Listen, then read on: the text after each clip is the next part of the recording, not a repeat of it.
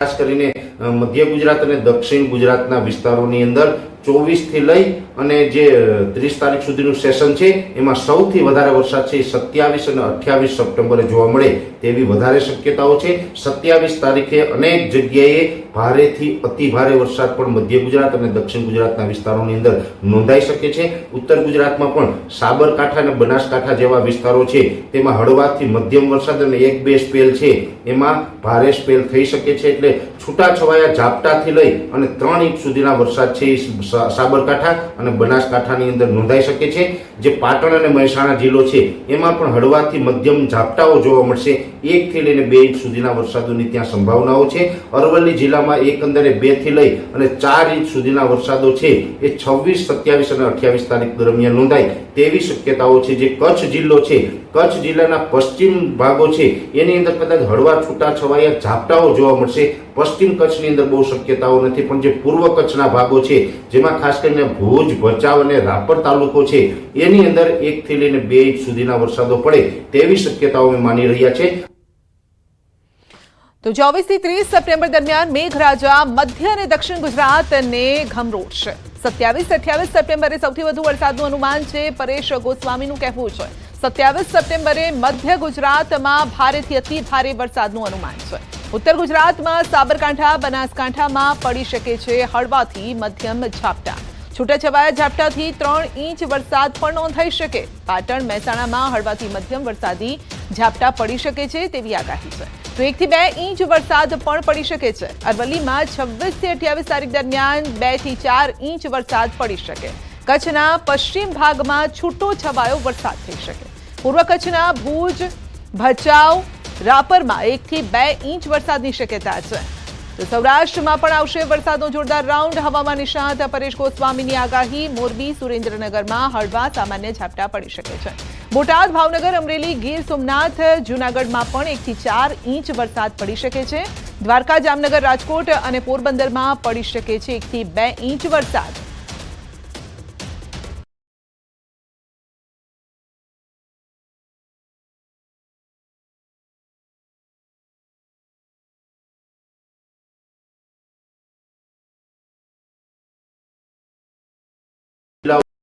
તેવી શક્યતાઓ છે।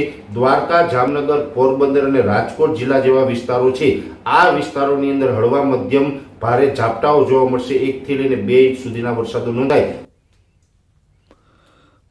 તો 24 થી 30 સપ્ટેમ્બર દરમિયાન ગાજવીજ સાથે પડશે વરસાદ। 27 અને 28 સપ્ટેમ્બરે વરસાદની તીવ્રતા વધતી જોવા મળશે। 2024ના ચોમાસાનો વરસાદનો આ છેલ્લો રાઉન્ડ હશે। 30 સપ્ટેમ્બર બાદ ગુજરાતમાંથી ચોમાસું વિદાય લેશે। ઓક્ટોબરના પ્રથમ સપ્તાહમાં થંડરસ્ટોર્મ એક્ટિવિટીના કારણે છૂટાછવાયા ઝાપટા પડશે। ગુજરાતની અંદર 24 થી 30 સપ્ટેમ્બરનો જે વરસાદી રાઉન્ડ આવી રહ્યો છે આ વરસાદી રાઉન્ડની અંદર અનેક વિસ્તારોની અંદર વરસાદ જોવા મળશે। ગાજવીજ અને ભારે પવન સાથે વરસાદો પડશે અને એમાં પણ ખાસ કરીને 27-28 તારીખ 2 દિવસ છે આ 2 દિવસ દરમિયાન વરસાદની તીવ્રતા વધારે જોવા મળશે અને બીજા દિવસોની અંદર હળવા ભારે ઝાપટાઓ જોવા મળશે। આ પ્રકારનું ગુજરાતનું હવામાન છે એ આવનારા 4-5 દિવસ દરમિયાન જોવા મળે તેવી શક્યતાઓ છે। 2024ના ચોમાસાનો વરસાદનો આ છેલ્લો રાઉન્ડ ગણવાનો છે। આ વરસાદનો રાઉન્ડ 30 તારીખે પૂર્ણ થાય તે પછીથી ગુજરાતમાંથી ચોમાસાની વિદાય પણ શરૂઆત થઈ જશે અને જે ઓક્ટોબર મહિનાના પહેલા અઠવાડિયામાં હશે એ થંડરસ્ટોર્મ એક્ટિવિટીના ભાગરૂપે લોકલ સિસ્ટમના છૂટાછવાયા ઝાપટાઓ હશે। તો આગાહીકાર રમણીક વામજાની મોટી આગાહી છે। શરદ પૂનમ સુધી પડશે વરસાદ। રમણીક વામજાનું કહેવું છે અને આગામી દિવસોમાં ખાબકી શકે છે 2 થી 7 ઇંચ વરસાદ। 23 તારીખે રાત્રે ચંદ્રમા પર મોટું કુંડાળું જોવા મળ્યું હતું। તો 8 દિવસમાં 2 થી 7 ઇંચ વરસાદનું અનુમાન છે। 26 સપ્ટેમ્બરથી 5 ઓક્ટોબર સુધીમાં પડી શકે છે ભારે વરસાદ। પવનની દિશા બદલાશે, અતિ ભારે ગરમી પડશે। બપોર બાદ મંડાણી વરસાદ થશે। ભારે પવન અને ગાજવીજ સાથે વરસાદની આગાહી છે। ગઈકાલે તારીખ 23/9/2024 અને રાત્રે 3:30 થી 4:30 વાગે ચંદ્રમામાં એક મોટું કુંડાળું ને ચંદ્ર પાસે એક બાજુમાં એક તારો હોય છે। આ તારાની અંદર કુંડાળું હોવાથી જે વરસાદ 8 દિવસની અંદર 2 થી 7 ઇંચ વરસાદ તે પૂર્વાનુમાન છે। 32 વર્ષનો અનુભવ છે. આ કુંડાળામાં થવાથી તારીખ 26/9 ને 5/7માં 2 થી 7 ઇંચ વરસાદ, મંડાણી વરસાદ થાય. મંડાણી વરસાદ જે આપણે ભૂર પવન એટલે ઈશાનનો પવન, પવનની દિશા બદલશે, અતિ ભારે ગરમી પડશે, ગાજવીજ વરસાદ થશે અને બપોર પછી મંડાણી વરસાદ થશે. આ વર્ષે કદાચ નોરતામાં પણ વરસાદ થાય, અમુક જગ્યામાં અતિ ભારે વરસાદ થાય, અમુક જગ્યામાં વરસાદ ઓછો પણ થાય, પવન સાથે વરસાદ થશે. તો નવરાત્રીમાં વરસાદનું વિઘ્ન રહેશે અને નવરાત્રીમાં કેટલીક જગ્યાએ ભારેથી અતિ ભારે પણ વરસાદ થઈ શકે છે. 5મા નોરતા સુધી વરસાદ રહેશે, શરદ પૂર્ણિમા સુધી વરસાદ રહેશે અને ચિત્રા નક્ષત્રમાં હાથીઓ બેસશે. તો આ વખતે ઘાસચારો પણ બગડશે તેવી આગાહી કરી છે રમણીક વામજાએ. મગફળી કપાસને પણ નુકસાન થશે. આ વર્ષે નોરતાની અંદર 5મા નોરતા સુધી વરસાદ ચાલુ રહેશે ને 10 પછી જે ચિત્રા નક્ષત્ર બેસે, ચિત્રા નક્ષત્રની હાથીવાન છે, હાથીવાન એટલે શરદ પૂનમ પર વરસાદ થાય તેવું મારું પૂર્વાનુમાન છે. આ વર્ષે જે હાથિયા નક્ષત્રમાં વરસાદ થવાનું કારણ કે મા મહિનાની અંદર માવઠું થયેલ વરસાદ થવાથી એટલે ભાદરમાં પાછત્ર વરસાદ થાય અને આ વર્ષે ઘાસચારો બગડશે. એનું કારણ કે 4 સ્તંભ આવેલા છે, ચૈતર, વૈશાખ, જેઠ. આ પડવાના દિવસે આ વર્ષે વૈશાખ સુદ પડવાના દિવસે જે કૃતિકા નક્ષત્ર હોવાથી તે સ્તંભ નથી, ત્યાં ભરણી નક્ષત્ર હોય એટલે ભરણી નક્ષત્ર ઘાસનો સ્તંભ છે. એટલે ઘાસ ખેડૂત માટે ખાસ સાચવજો, કારણ કે મગફળી અને જે પલળશે અને ઘાસચારો પર નુકસાન મોટે પાયે થશે એવું મારું પૂર્ણ અનુમાન છે. તો 26 સપ્ટેમ્બરથી હાથીઓ બેસે છે અને હાથિયા નક્ષત્રમાં ગાજવીજ સાથે વરસાદ પડશે. સૌરાષ્ટ્રમાં 5 થી 7 ઇંચ વરસાદ પડશે તેવું રમણીક વામજાનું કહેવું છે. હાથિયામાં વરસાદ ન થાય તો આવતું વર્ષ બગડે છે. મકાનની ટોચ પર સાંબેલું અડાડવાથી ધાનમાં જીવાત નથી પડતી તેવું પણ કહેવું છે. ઉત્તરા પાંચગું તારીખ 26/9 ઉતરે છે અને હાથીઓ તારીખ 26/9/2024 બેસે છે અને 10 સુધી બેસે છે. હાથિયા નક્ષત્ર મોર નક્ષત્ર છે. હાથિયા નક્ષત્રમાંથી ગાજવી સાથે વરસાદ થશે. બપોર પછી મંડાણી વરસાદ થશે. હાથિયા 26/9 થી 5-10 સુધીમાં સમગ્ર સૌરાષ્ટ્રમાં 2 થી 7 ઇંચ વરસાદ થશે. અને હાથિયા નક્ષત્રની ગામડામાં કહેવત છે કે હાથિયા નક્ષત્રમાં થવાથી આવતું વર્ષ 2025ની અંદર હાથિયા નક્ષત્ર વરસાદ ન. અને સીધા લઈ જઈશું હવામાન विभागની प्रेस कॉन्फ्रेंस भारी बरसात का संभावना है. इसमें आपका गुजरात रीजन जो है वाइड स्प्रेड बारिश है अगले 5 दिन तक और उसके अगले 2 दिन फेयरली वाइड स्प्रेड है. और सौराष्ट्र कच्छ के लिए अगले 2 दिन स्कैटर्ड रहेगा और उसके अगले 3 दिन फेयरली वाइड स्प्रेड रहेगा और उसका लास्ट जो 2 दिन रहेगा स्कैटर्ड रहेगा. हेवी रेनफॉल वार्निंग जो दिया गया है इसमें गुजरात रीजन में डे 1 में heavy to very heavy, day 2 में भी हेवी टू वेरी हेवी. इसमें मेनली जो साउदर्न दक्षिण क्षेत्रीय है गुजरात की उसमें ये बारिश होने का संभावना है. और जो डे 3 में आप अति भारी वर्षा का भी संभावना है. इसमें मेनली वो साउथ गुजरात रीजन में ही है. और day 4 heavy to very heavy दिया गया है और डे 5 में हेवी रेनफॉल आइसोलेटेड प्लेसेस में दिया गया है. और जो सौराष्ट्र कच्छ के लिए हेवी रेनफॉल वार्निंग है डे 2 में हेवी, वो भी साउदर्न जो सौराष्ट्र के रीजन है उसमें हम हेवी रेनफॉल वार्निंग दिए हैं. और डे 3 में भी heavy to very heavy, day 4 heavy to very heavy और डे 5 में आपका हेवी रेनफॉल आइसोलेटेड प्लेसेस में दिया गया है. कारण क्या?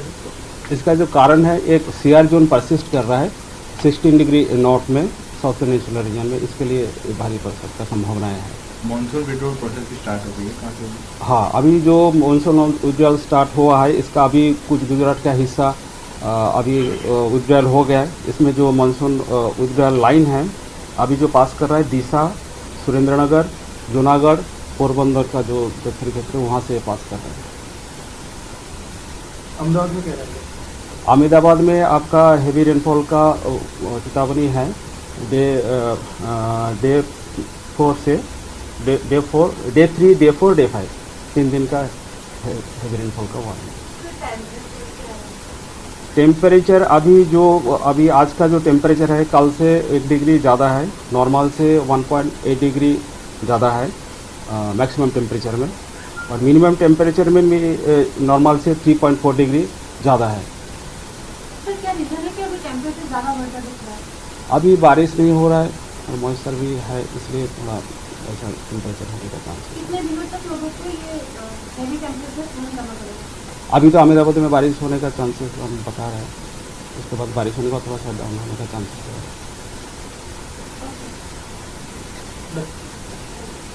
सर आप फिर पूछ लीजिए सर फिर हाँ, पूरा कच्छ में उड्डयन कच्छ का पार्ट हो गया। और लाइन दीसा पोरबंदर हाँ, लाइन जो जा रहा है अभी दिशा, सुरेंद्रनगर, जूनागढ़ और पोरबंदर का जो साउदर्न हिस्सा है वहाँ से पास कर रहा है।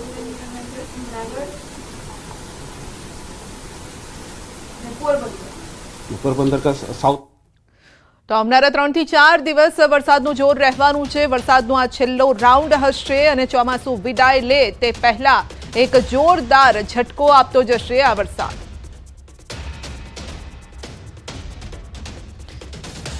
બુલેટિનમાં આગળ વધીશું નાનકડા બ્રેક બાદ।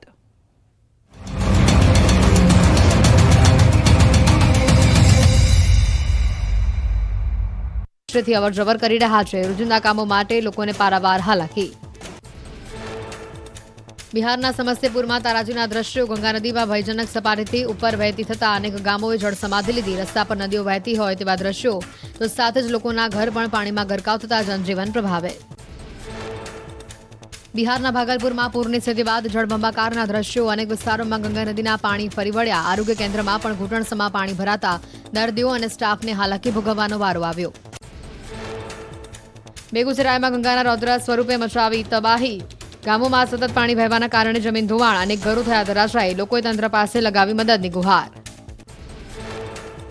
બિહારના ભાગલપુરમાં ગંગાના નીરે સર્જી તારાજી। ગોપાલપુરના અનેક વિસ્તારોમાં જળબંબાકારની સ્થિતિ। પોલીસ સ્ટેશન પણ પાણીમાં ગરકાવ। રસ્તા પર પાણી ભરાતા જનજીવન પ્રભાવે। ઉત્તર પ્રદેશના બુંદેલખંડમાં માદાટીલા ડેમ ઓવરફ્લો થયો। ડેમ છલકાતા નયનરમ્ય દ્રશ્યો સર્જાયા। ડેમનું પાણી બેતવા નદીમાં છોડાતા નદી બે કાંઠે વહેતી થઈ। નીચાણવાળા વિસ્તારોને એલર્ટ અપાયું। इंडियन फेस्टिवल 27 सितंबर से।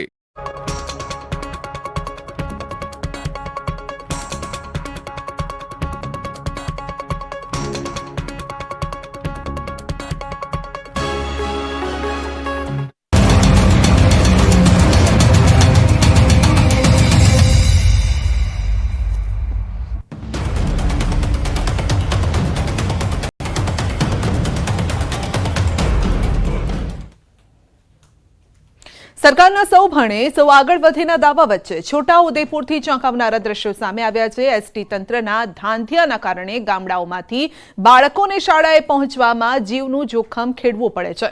બસની પૂરતી સુવિધા ન હોવાથી અને અનિયમિતતાના કારણે વિદ્યાર્થીઓ ખાનગી વાહનોમાં જીવના જોખમે મુસાફરી કરવા મજબૂર છે। અમારી ટીમ પાવી જેતપુરના કુંડલ ગામમાં પહોંચી તો જાણવા મળ્યું કે 8 વાગ્યાના સમયવાળી બસ 9 વાગે આવી અને જેના કારણે વિદ્યાર્થીઓને ખાનગી વાહનોમાં શાળાએ જવું પડ્યું। તો બીજી તરફ જે બસ મોડેથી આવી તેમાં પણ વિદ્યાર્થીઓને ખીચોખીચ બેસાડવામાં આવ્યા હતા। તો બસમાં ક્ષમતા કરતા ડબલ વિદ્યાર્થીઓને બેસાડવામાં આવતા હોવાના દ્રશ્યો પણ ન્યૂઝ 18 ગુજરાતીના કેમેરામાં કેદ થયા છે। આપ જોઈ શકો છો કે ધક્કા મારી અને બાળકો બસમાં બેસવા માટે આ રીતે મજબૂર થઈ રહ્યા છે।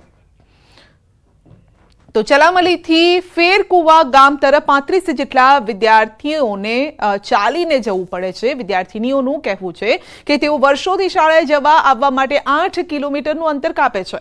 બસની સુવિધા ન હોવાથી